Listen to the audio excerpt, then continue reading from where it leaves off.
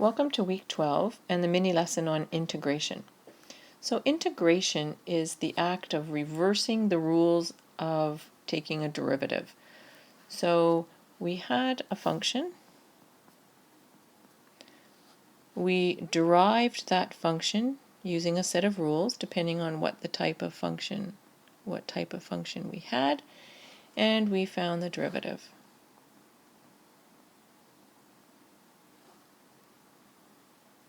With integration, we will be given the derivative function and asked to integrate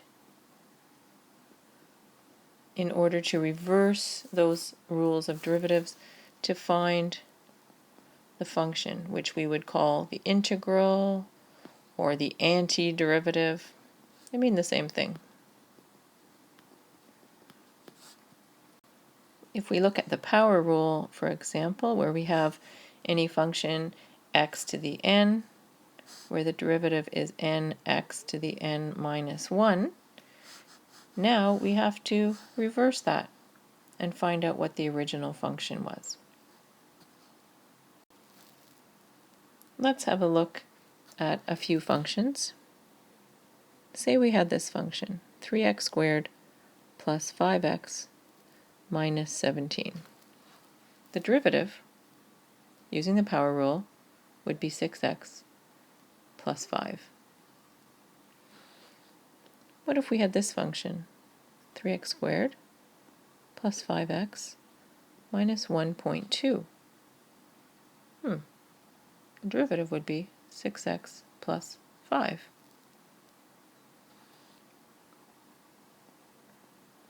What about this function, 3x squared plus 5x plus 1/7?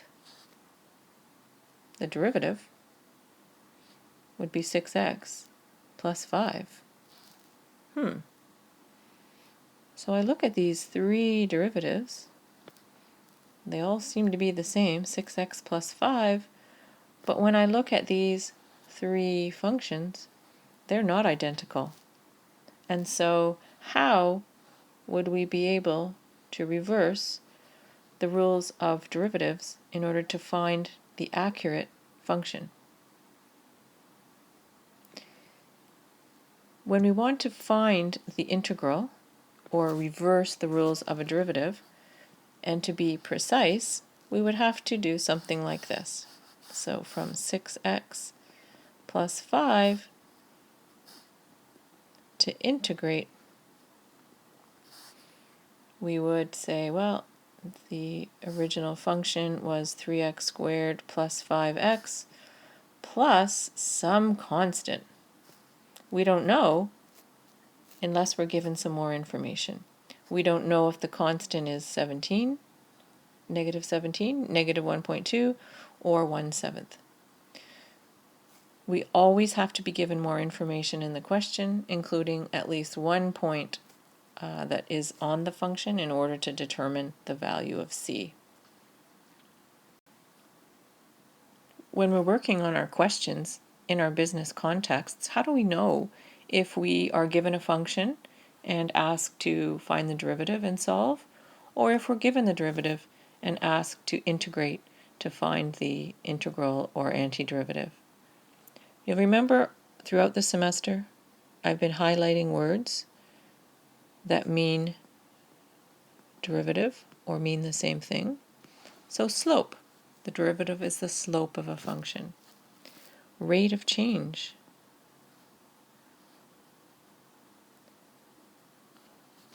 is a derivative function. Marginal, that's come up a lot. Marginal profit, marginal cost, marginal revenue. Depreciation. Remember, depreciation was the derivative of a linear function in some of the earlier questions that we worked on. I'm going to add a couple of others here. Well, growth rate, which is a specific rate of change, either of an investment or a virus or an animal species. We have age distribution, which is also a derivative function, And an age distribution is really how a population is distributed over a variety of age groups. Okay? Energy consumption. Energy consumption is the rate at which energy is being used or consumed. And this is going to become an important concept when we work on area under a curve: growth rate, age distribution, and energy consumption. So when we see that we have a marginal function and we're asked to evaluate the function, we know we're going to have to integrate. When we're given a rate of change function, it'll say that in the question. Given the rate of change of something, find the value of. So that's going to mean we're going to be reversing the rules of derivatives and finding the integral. Let's look at this question, integration. It says, imports in billions of dollars from country A have changed at the rate of. Changed at the rate of. That tells me that this function, g at x, is the rate function, or rate of change, which means it's the derivative, where x is the number of years since 2000. So x is 0 for 2000. Going to be important. Country A imported 222.94 billion worth of goods in 2001. Now remember when I said that we would need to have some more information in order to find that constant when we reverse the derivative and find the integral? That is that piece of information we're going to need. That gives us a point on this original function. And so the x value would be 1, because it's 1 year away from 2000 in 2001, and the y would be 222.94. So we're going to keep that aside for when we need it. So we have this function, g at x is equal to 0.18x squared plus 0.24x plus 11.76. So just like when I was taking derivatives, I would be looking at each term and I would say, okay, what kind of function are they? What rules of derivatives would I have used to get here? And I look through and I say, well, there's a power in each term, and there's no e, there's no ln, so they're a simple power rule. I'm going to put the power rule up here, x to the n. The derivative is nx to the n minus 1. Okay, I'm going to keep that in mind. So when I look at this first term, x, it has an x squared, and I know in the original function then, it must have been x cubed, because to get the derivative, we had n minus 1, and now we're reversing, and so we're adding 1 back. So x cubed. This helps me know that I have to divide the coefficient by 3, because 0.18 resulted from a multiplication of some number times the exponent. So now I have to divide by that exponent. Here, the derivative is an x, so I know that in the original function it must have been an x squared, which helps me know what I'm going to divide this 0.24 coefficient by, because 0.24 is the result of some number multiplied by 2. So to find that number, we divide by 2. This one, it used to be 11.76 x, and the derivative of that was 11.76 plus c. Remember, we have to determine what the constant is. I'm going to simplify this, and we're going to then figure out how do we find that c. When we simplify, then we have the original function 0.06x cubed plus 0.12x squared plus 11.76x plus c. Okay. Here is the function that we found through integrating and the point we were given in the question, which corresponds to g at 1 is equal to 222.94. So the next step we take to find what the value of c is substituting the values given in the question. So that g at x value, or g at 1 value, is 222.94.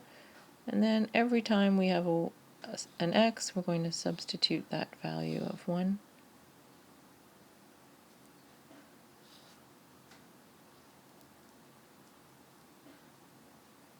Plus c, don't forget. So now we just simplify these, which is easy to do given that x is 1, so 0.06 plus 0.12 plus 11.76 plus c. We're going to add all of these three up and subtract it from the sum from 222.94, and we're going to find that c is equal to 211. So when we put that together, we have the complete function, including that c value.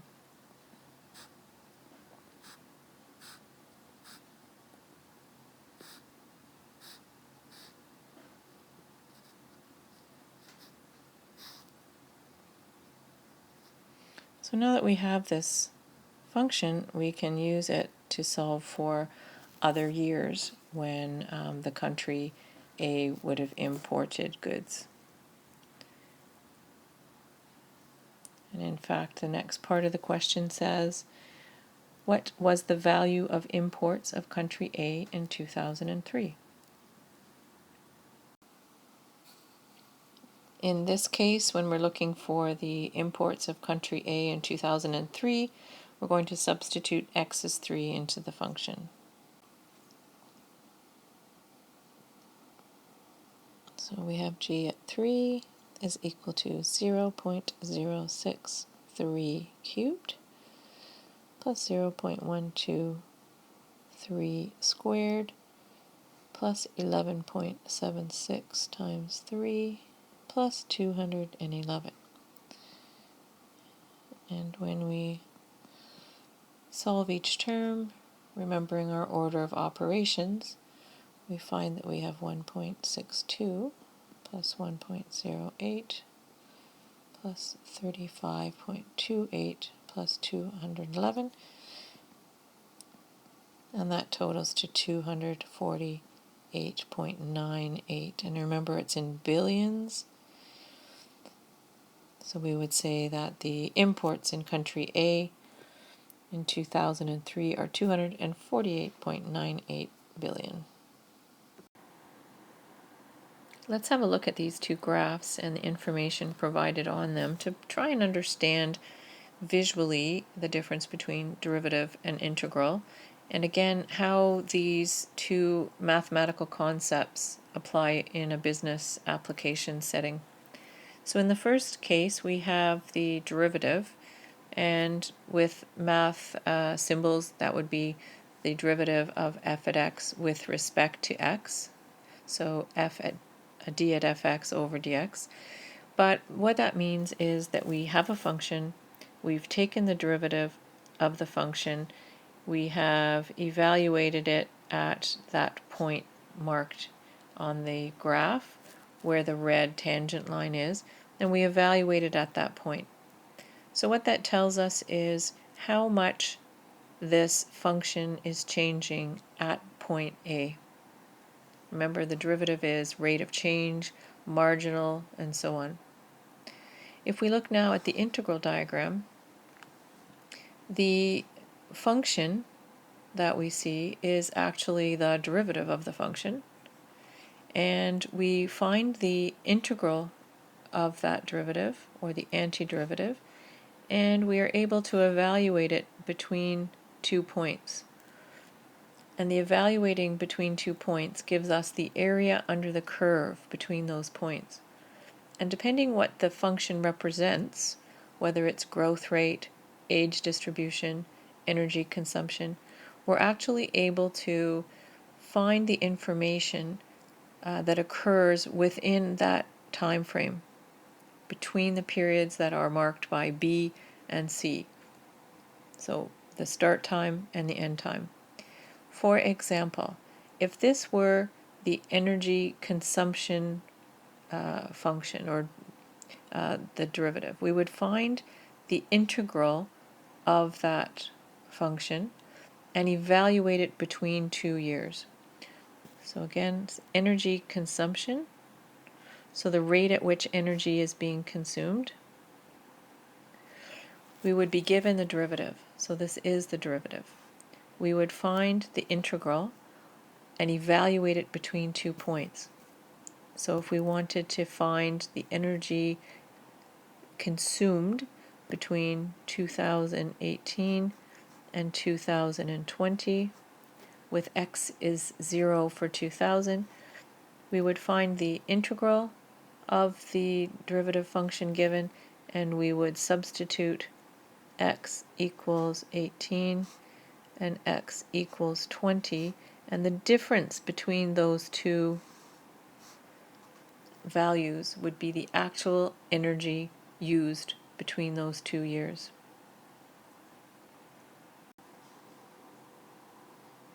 So applications of definite integrals, or the fundamental theorem of calculus, suggests that if we're given the derivative of any function, we can integrate to find the antiderivative or the integral, and if we evaluate that function at any 2 points, the area underneath that curve determines the actual value of what we're looking for. And those applications may be in marginal revenue. If we're given a marginal revenue function, we integrate to find the integral or the antiderivative, those are the same. Then we can evaluate it between 2 points, and usually in a revenue cost profit scenario, you're looking at years. So what was the profit, revenue, or cost between any 2 given years? And if we evaluate that integral, given those 2 years, we're able to find the actual revenue, or the actual costs, or the actual profit that occurred between those 2 given years. Age distribution. The derivative function gives the age distribution, so how the ages in a population are distributed over that area, so over that population. For example, in Mississauga, an age distribution curve would say how the population is distributed over ages 0 to 100 or whatever.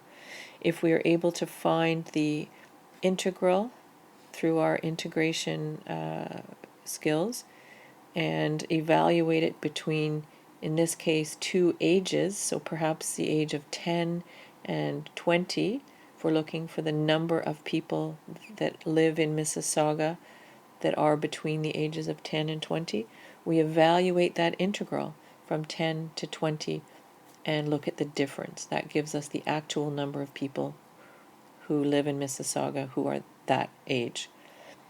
That type of information is really important if you're marketing.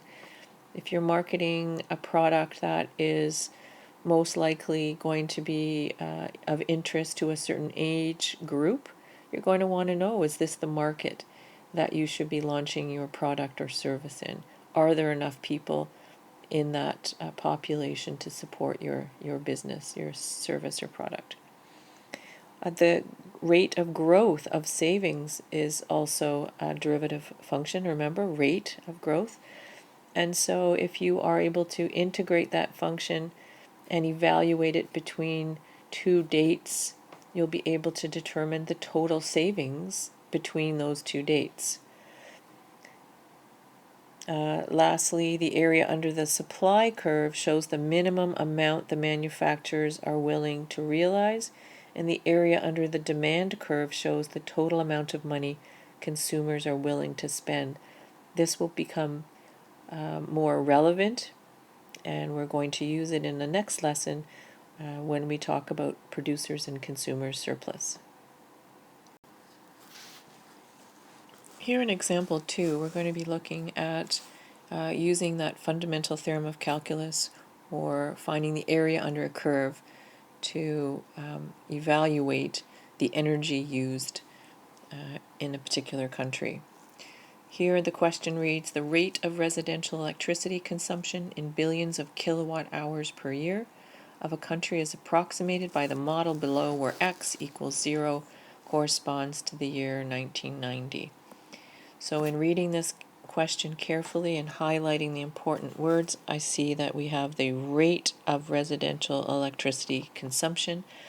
That tells me that this function given is the derivative function. This information, x is 0 for 1990, that tells me that we're looking for years from 1990. So the question asks, find the total consumption of electricity from the years 1997 to 2006. So we have x is 7 for 1997 and x is 16 for 2006. So when we're looking for the actual consumption of energy, how much energy was actually used, the first thing we're going to do is integrate the function. With our past integration examples, we've been primarily looking at a power rule and how to reverse the power rule. And in this case, we have the exponential rule. And we're going to remember that e to the ax, the derivative is a e to the ax. So we're going to be looking at how we applied the rule to get this function given, this derivative function, and now how we're going to reverse that in order to find the integral. So we have r at x is equal to 924.8 e to the 0.0275x. This 924.8 is the result of some number times a, and so now to reverse it, we're going to divide this number by a. And of course the rest, e to the ax, just remains the same. So now if we simplify this, we're going to find the integral function. So we have 33,629 e to the 0.0275x. So this is the integral function, and that is the function that we're going to substitute the two values of x into in order to find the actual electrical use between those 2 years. Here's the integral function that we found from reversing the rule of derivatives, and we need to evaluate it between the 2 years given. So we're looking at the energy use between 1997 and 2006. You may be asking yourself, where did the c go? Why don't we have to have a constant there? Because we're looking at the difference between those 2 years evaluations, the c would be subtracted away. So in these cases, when we're looking at area under a curve, we don't need to find the c. Another clue would be we're not given a point on this function, and we need to be given a point on the function in order to find the constant. So that's another clue that we don't have to find the constant in these cases. The next step then is to substitute x is 7 for 1997 and x is 16 for 2006, and find the difference.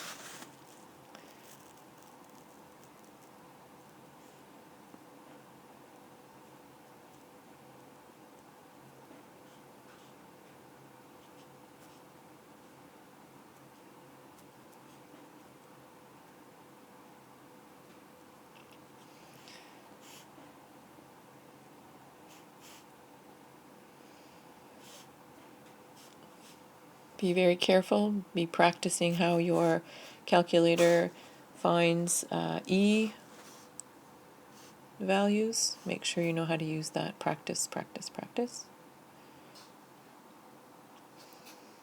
And that results in 11,448.39. And we refer back to the question and we note that it is in billions of kilowatt hours. Kilowatt hours is how we measure electricity. So we can say that the total consumption of electricity from 1997 to 2006 was approximately 11,448.39 billion kilowatt hours. I encourage you to review the video solutions for the in-class questions, and of course keep up with my math lab work in order to better understand and practice how these applications of integrals are used.